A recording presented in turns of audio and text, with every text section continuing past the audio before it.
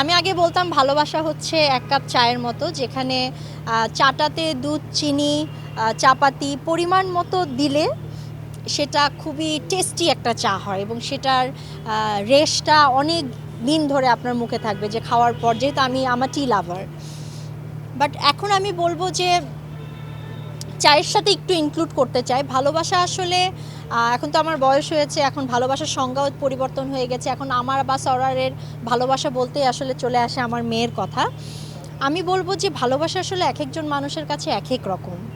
আপনি আপনার পার্টনারকে কিভাবে দেখছেন সেটা হচ্ছে আপনার ভালোবাসা। তবে আমি সকল প্রেমিক প্রেমিকা বা সকল নিউলি ম্যারেড বা সকল মানুষের জন্য এতটুকুনি বলবো, শুধুমাত্র যে নিউলি ম্যারেড বা কাপলসদের জন্য বলবো না, এটা মা সন্তান হতে পারে, এটা ভাই বোন হতে পারে, সব সব রিলেশনের মধ্যে আমি এতটুকুন বলবো যে সব সময় আমরা দেখি যে গ্লাসের কতটুকুন খালি আছে, যেটার কারণে আসলে অনেক সমস্যা শুরু হয়।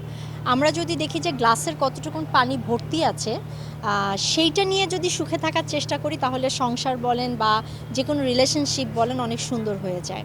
So please guys, try to see যে কতটুকুন আপনি পাচ্ছেন, গ্লাসের কতটুকুন পানি আছে, তাহলে আপনারা অনেক সুখে থাকবেন।